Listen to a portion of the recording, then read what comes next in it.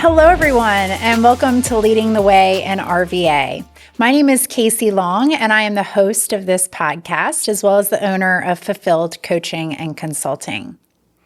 The purpose of this podcast is twofold. First and foremost, to introduce you to influential leaders here in our Richmond community. And second, to give you some tactical leadership tips that you can take and put into practice as you continue to develop yourself as a leader. I want to take a moment and especially thank those who this might be your first time tuning in. We're so glad you're here with us, and you picked a great session to join us on today.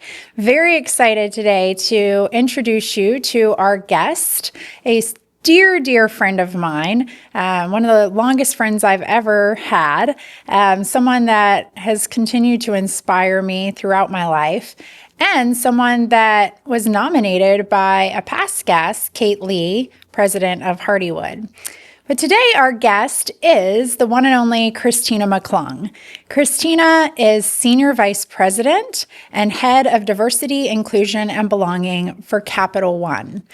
Welcome, Christina. I'm so glad to be here. How did it take so long? I had to have your husband first. That's right. Yes. I know. He's been very clear about that he was first. Yeah. So Aaron McClung, if you haven't tuned in, check it out. Aaron was the first guest we had here on our podcast. He didn't nominate you. It took a while. But yeah, we talked about this. But it's okay. We've made it through. Yeah, but Kate Lee did. So real quick, I just want to share before we jump in. So Christina and I have actually known each other since kindergarten. So when it was time to go to kindergarten, the night before, all excited, parents terrified, my mom, when she was putting me to bed, asked, Casey, do you know how to make friends? And I was like, no, I don't know. And she said, well, you just walk up to people and introduce yourself and say, will you be my friend? So I said, okay. So went to first day of kindergarten and went into the bathroom, and there was this little girl with pigtails, and I went up to her and I said, hi, I'm Casey. Will you be my friend? And that was Christina, and she said yes. I said yes. And we've been friends ever since. Lifelong commitment. I didn't realize that day in the bathroom. You were stuck with me. Exactly. So that's pretty much about 40 years ago. Exactly. It's been amazing. And the memories continued from that day and really almost expanded on a yearly basis. We could tell stories forever. But this podcast is only 30 minutes. Yes. But I think we've talked often on this podcast around values. And I think values is what makes you stay with a company for a really long time, having shared values with the company. Values is what makes marriages work when they're founded on the same values. And I think values is what's led you and I to continue to thrive as friends for the last 40 years. Yeah. And I think we have multiple values in common, but I would say the two that are most pertinent for me are growth. Yes. So we're constantly challenging each other around how we can continue to grow and develop ourselves and others, and then impact, which is leaving things better than we found them. So You're going to hear that, I'm sure, through Christina's story, but would love to turn it over to you, Christina, and hear a little bit about you and what's led you to where you are today. Oh, goodness, that story could be deep. So we'll go wherever we want with this. But so like you said, I've been in HR my entire career. And I think that finding that type of profession for me was something that really unlocked all of my values kind of coming together. Because at the core, I help people. I help them realize their full potential. I think when you mentioned growth just now, a lot of that is made up in helping others find their growth path and their career journey and, what makes them and the best versions of themselves. But I think I found that really early on, because one of the biggest things that I learned early on was how to overcome adversity, but then also truly I think my story is one of adversity, but then shifting into resilience. And, that to me is something that was really powerful. I mean, I grew up, right here in Richmond, had, two loving, wonderful parents. My dad at a young age made a choice and he embezzled money and went to jail. And I think that experience, as sad and as hard as that was at that time, really created the person that I am today, because I learned in, our community that we lived in, just how many things were kind of made up in, what was social perspectives and like norms and community norms, and realizing kind of that I was different in that moment really had me stare inward for a long time and kind of figure out like how could I get out of that situation. I did put up a lot of armor through those years. I think I learned to put on a smile and to act like everything was okay. And that stayed with me a really long time, but it also built me into the person that I am, because I really found resilience. I found all that hard work and kind of having vulnerability and realizing that everybody has a story. I just didn't have a story. Everybody around me. And vulnerability is contagious. When you start to be open about those types of things, how many people come back and go, well, gosh, I actually had a really hard time and let me share, and how that builds just strength and connection and truly builds, I think, impact together. So, I was a witness to your journey, but some of the things, like, it's always nice to hear you say it again, and it always makes me emotional because I was part of it. But I think what I'm hearing is a couple things. One is, at a young age, a very impressionable age, weren't you like in third grade? Yeah, I was 8. Yeah, 8. Mm-hmm. So 8, you came to realize like, whoa, like I am not fitting in, or I'm not being accepted by like social norms based on a choice that a parent of mine made. And that you kind of like put on this mask to try to fit in. Mm-hmm. And then you realized over time that it didn't feel like it in the moment, but it really made you much stronger. Yeah. And that like being vulnerable and learning to talk about it and share like the thing that makes you not like everybody else has actually been one of your greatest superpowers. That's right. And I want to just say, at the moment, you mentioned that you were a witness. Not only were you a witness, but you, along with our 2 other best friends, were probably, and your families, were the greatest source of support for me. And I think that if I hadn't had that, I think getting myself the confidence to grow as a person out of that situation wouldn't have been there. I mean, I oftentimes talk about the fact that, your families accepted me when other families didn't. And that showed just massive amount of love and support in that moment that I needed other parental figures that had stable situations and lives. And so really, I put a lot of gratitude, for them in that moment, because there were plenty of people that, I had a lot of shame, but plenty of people from that perspective that also didn't open their homes. And so I have a lot of grace and excitement that, maybe I'm going to be that kind of person for somebody else that your family was for me. Yeah. So rather than like not associate yourself with someone that could take down your social status, it's like opening up. Open up your home, open up your arms, realize that, a bunch of people make really bad choices and mistakes. And, there are a lot of people around them also that you can open your arms to, which is something that I'm trying to do, also in our community. Yeah. So, but it took me to HR though, because, I think we know this, but I had some really great guidance counselors and people in school that I think showed me just how caring and wonderful it is when somebody asks you, how are you and how can I make things better and like, what do you need today? And so I think that that's how it would lead me to HR and I knew when I was going into school that I wanted to do something with people in business. And I think trying to find the intersection of those 2 things, HR was like a perfect choice. And, I knew recruiting was how I got started in HR. But then kind of recruiting was a great way to just really understand people's stories and match them with great roles, and then kind of taking that further and further into the profession. Yeah, if I remember correctly, like your first big gig you went to tech, and you were a leader. Go Hokies. Yes.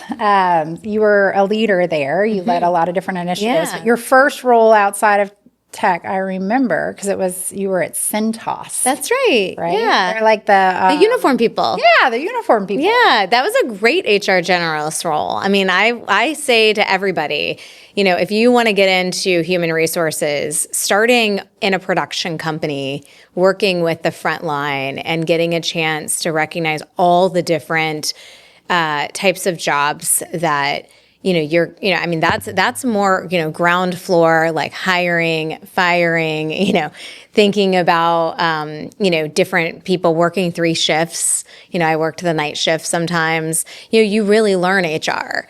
I think in big corporations, you don't have as much of that. And so that was the way I got really my real understanding of the practitioner of HR, which I think was a really important moment. But I mean, going back to tech for 1 second, I mean, I do think when people ask, like, what was the most formative moment of your leadership journey, it was probably at Virginia Tech, because I jumped in and, like, I encourage a lot of people, who might either have kids going into school or like have school, I think I jumped in because of my background with my family into trying to, like, give back and gain community really early on. And so I joined like tons of clubs, in different places, and found great groups of leaders that I could look up to. I mean, that's where I met my husband. And I think the biggest thing that I found was something called the Big Event, which is a large community service day that I saw happening at Texas A&M, that I said, oh gosh, I went to Texas A&M, I went to a conference there. I saw them putting on this awesome community service day. And I was like, listen, I want to bring that to Virginia Tech. Can I do that? And I got a lot of no's. I got a lot of doors slammed. Actually, my husband hates the story, but like he didn't think it was a good idea.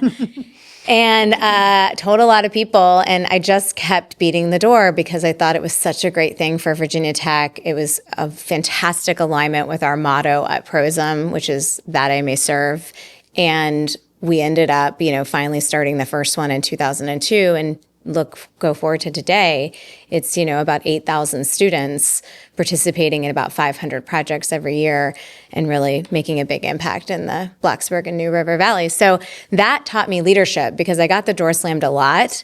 And I think I could have just been like, this isn't going to work. But I think I had perseverance and resilience from my background that just kept me being like, things will get better. Mm-hmm.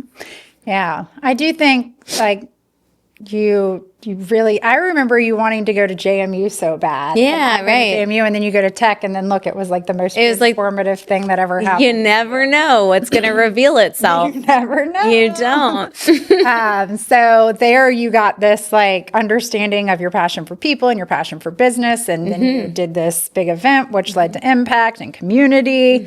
And then you were on to Centos. That's where you like cut your teeth in HR. Yep. And then you're right, like this theme of like resilience and perseverance. I think one of the things I've always been amazed with is no matter where you've been, like Virginia Tech, Centos, then you went to Northwestern Mutual. We spent some time together there, and then Capital One. You have always like just risen to the top, like quickly. Like you just persevere, you figure it out, and next thing you know, you're always like the right-hand person to like the leaders in the organization. Like, tell us more about that. Yeah, that's interesting. It's good to like hear you say that pattern because I don't think about that very often. But I think part of that is, one of my strengths, I think my strengths combined is what maybe causes that. Some of it is the fact that I, am vulnerable, but I also seek to try to understand what other people's, backgrounds and stories and perspectives are. And I ask, I think, a lot of really curious questions that get people to then, almost, connect in a way that maybe others around them in business don't do. And so that forms trust really quickly. And I think with trust then can come credibility and respect. And then I think with credibility and respect comes like, I want you at the table.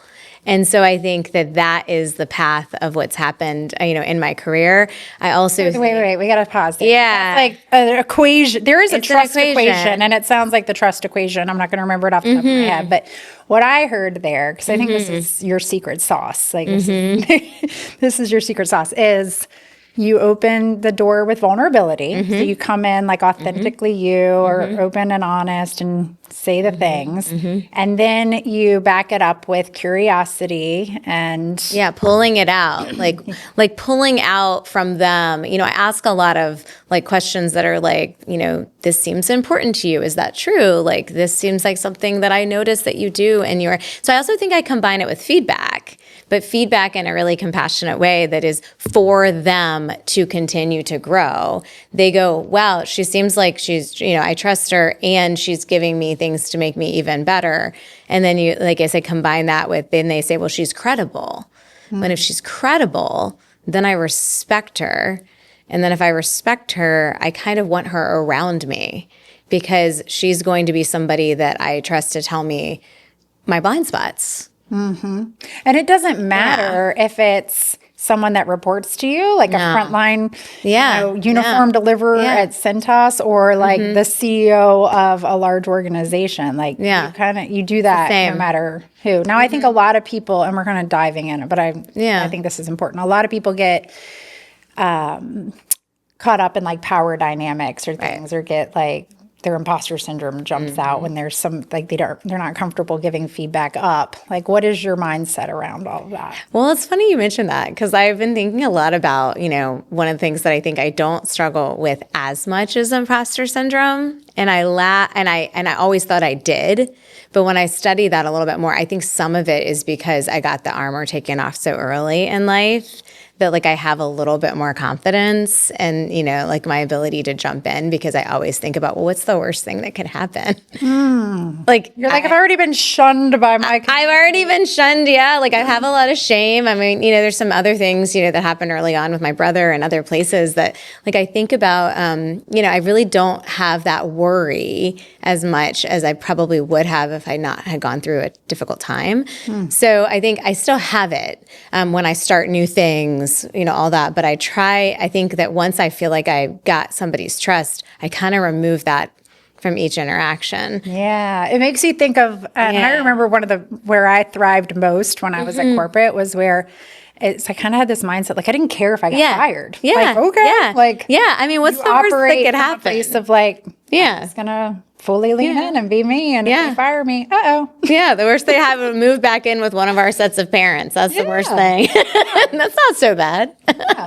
So yes, I think it kind of really helps to taking risks with individuals. I'm less good at taking risks with like, business and that type of thing, but I take a lot of risks with people. And I think that has people feeling different and maybe more vulnerable.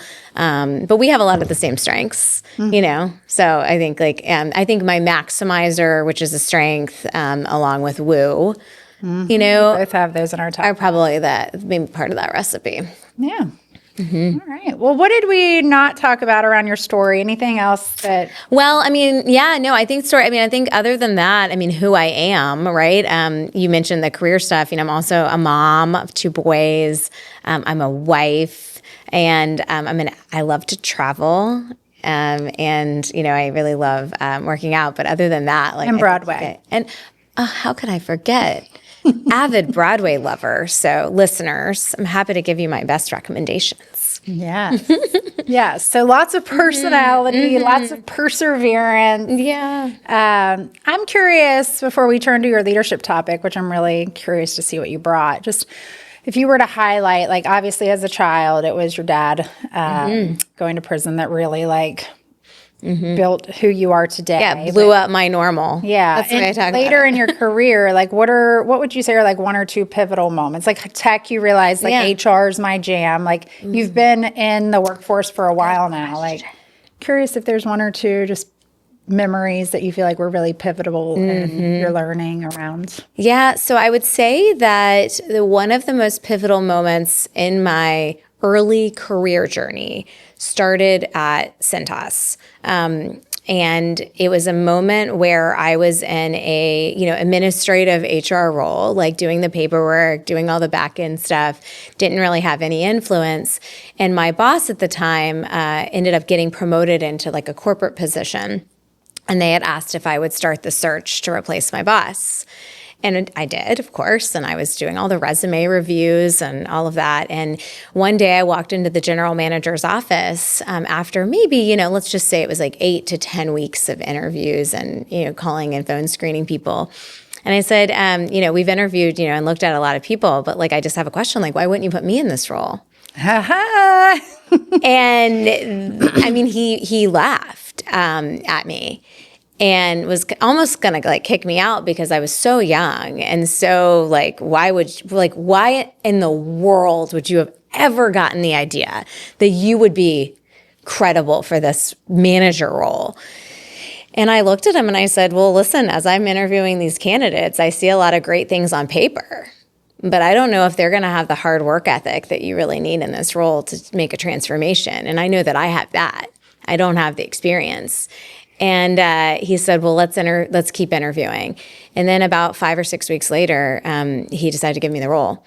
And I think that was a moment of sometimes you got to put yourself out there and know what you're capable of. And I think that was a big defining moment in my early career that he gave me that role. And I ended up then having my peers report to me. And that was a big journey in how to have that not be crippling as well.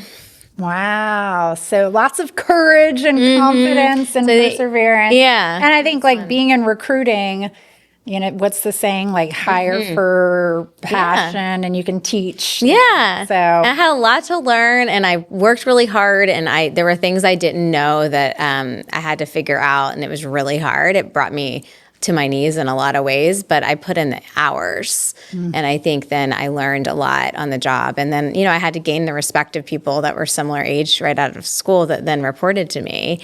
And that was a journey and how to do that in a way that was, could kind of get people to want to follow you. And I think that was use really that hard. magic formula we talked Yeah, I didn't know that formula at the time. I wish I did. I think I had to learn that. But I think that was one big one. And then I think, another one is probably taking some leaps at Capital One. I moved to Canada. And that would have been the next big defining moment. I moved there in 2016 for a couple of years and led HR. And I, before that, thought I was always going to be a talent acquisition expert. Yeah. And they said, we think you can do like CHRO roles. And I took the leap and moved our family to Canada. And it was one of the best lifelong decisions I ever made. Yeah.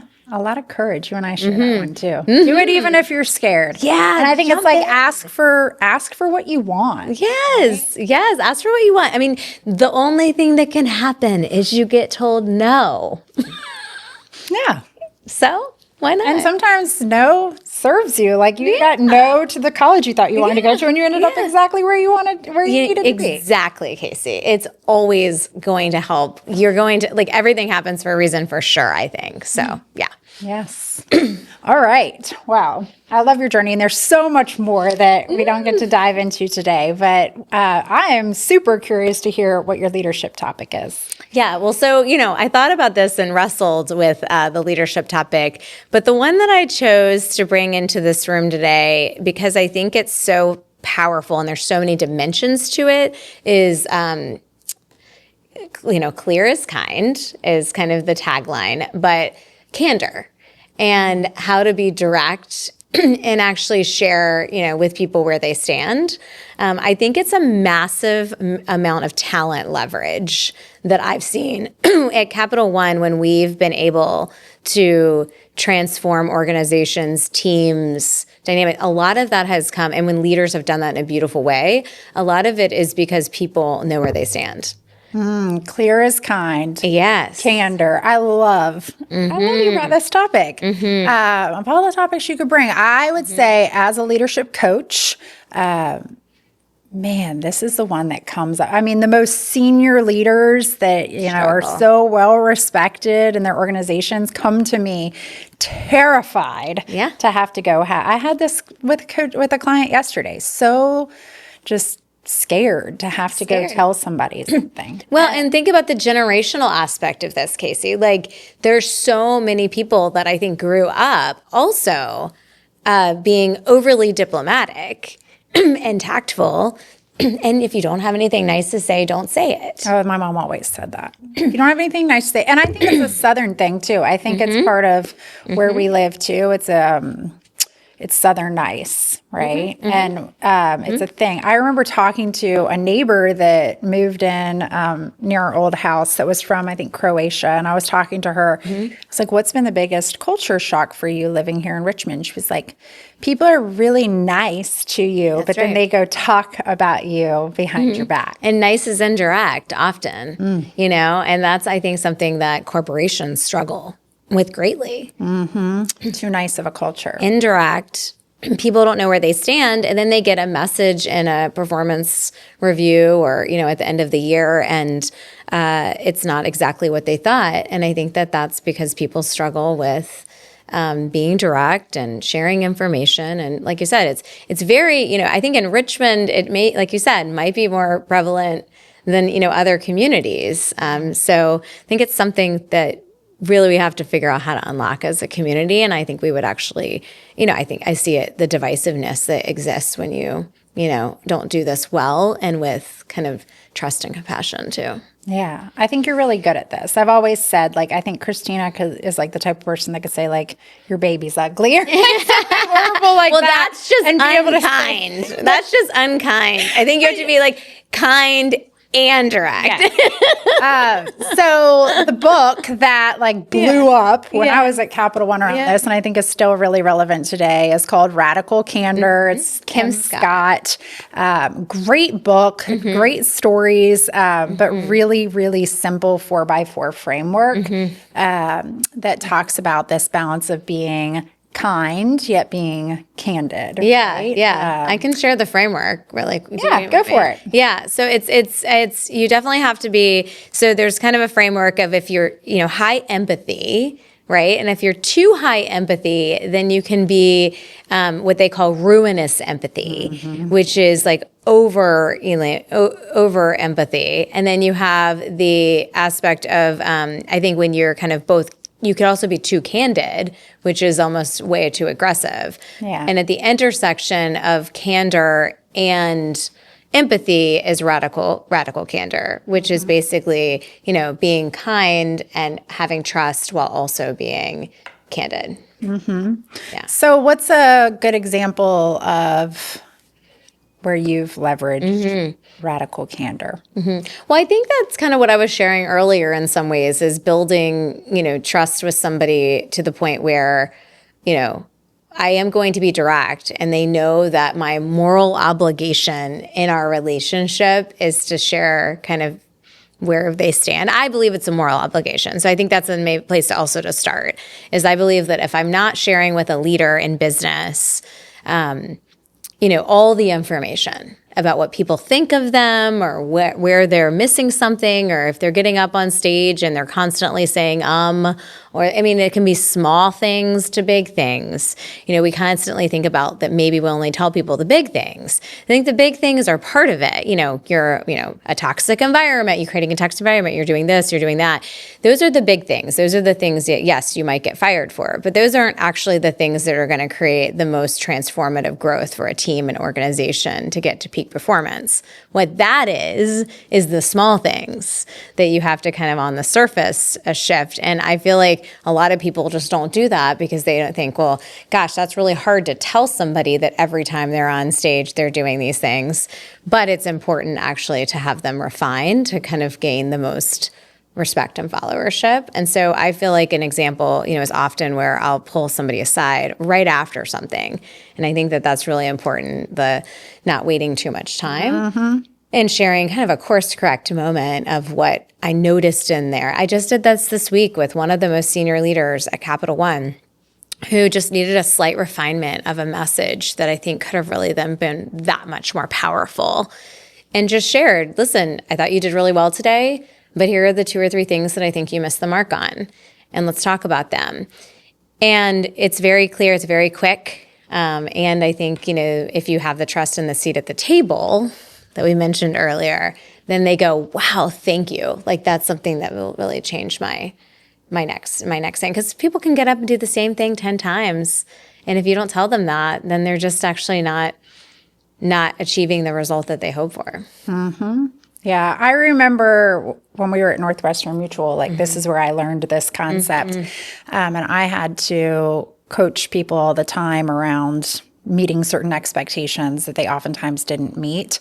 And I remember the advice someone gave me was, like, if you really care about someone, you'll be honest with them. Right? Yeah, that's like, right. If Yeah. you really care, you'll be honest with them. And then the other thing that I learned, I think, through practice, and this is the care side, like, if I know what's important to you and what your goals are, like, especially if you were on my team and I know that, like, your goal is to get promoted or your goal is whatever your goal is, like, then I can tell you anything, right? That's like, right. because I can always start off with like, hey, I know that your goal is to X, Y, and Z. And one thing I'm noticing that's holding you back is Well, this is what I always say, Casey, is if people know where they stand, truly know where they stand, they can make decisions. And those decisions can unlock a ton of things. You know, I feel like that's part of the problem is when people don't know the information and you're not candid with them and they want to get that promotion, but it's just not going to happen. If they don't really know that and know that as early as you know that, then they can't make the decision that's right for their career, which could be to leave, which could be to accept that, which could be to move roles. But like, you know, that's data that they need. And so I always view it as like, gosh, it's such a gift to make. And oftentimes people will tell me in my HR, you know, I meet with tons of executives and, you know, I kind of rip the Band-Aid off often and share the truth. And they're always like, thank you.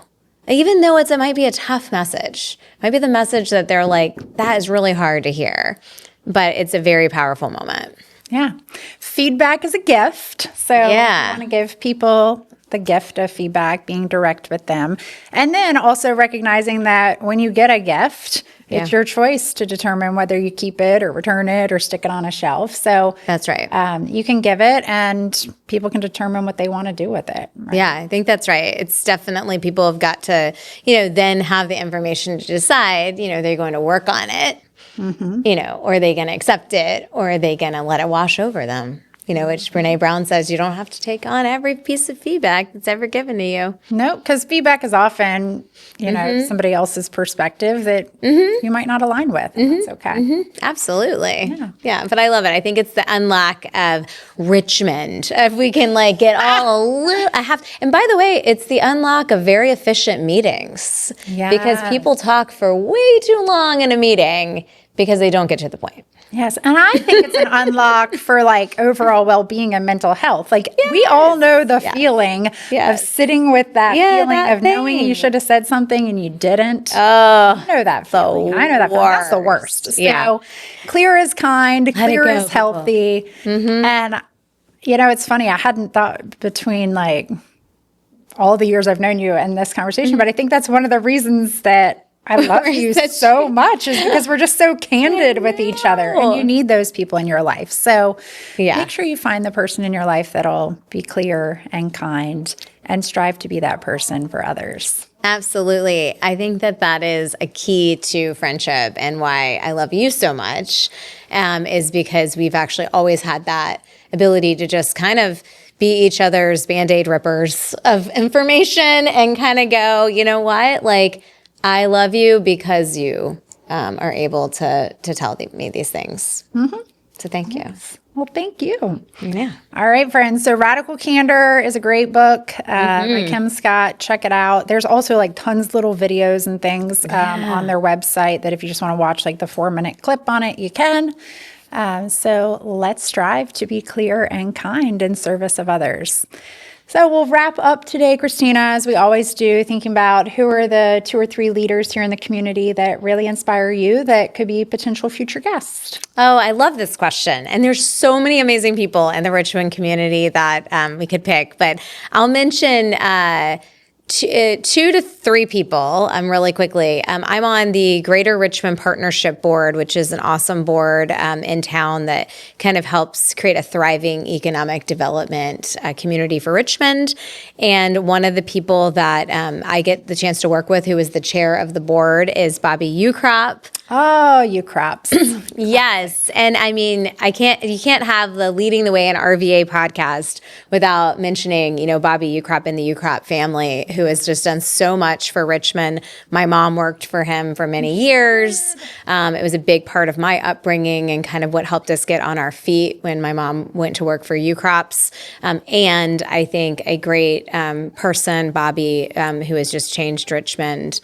He's such a legacy. I would have him. Really is. And then, Jody Rogish, I also work with on the board. He's Henrico County Board of Supervisors.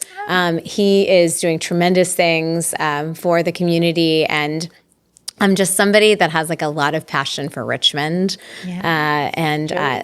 Jody, yep.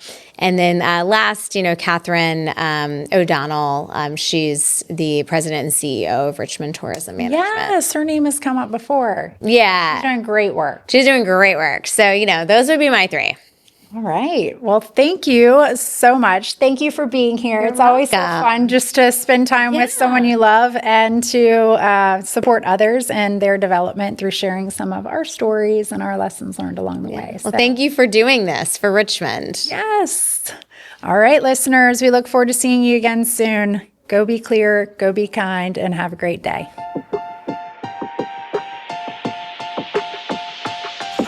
Hey, listener, if you enjoyed today's session, take a moment and like, subscribe, or comment below. Especially leave a comment of a leader that inspires you here in Richmond that might be a great future guest. Also, if you're finding this session compelling and eager to learn more about yourself and your own leadership, don't hesitate to click into my website listed in the description and schedule a complimentary call. I'd love to learn more about you. Thank you.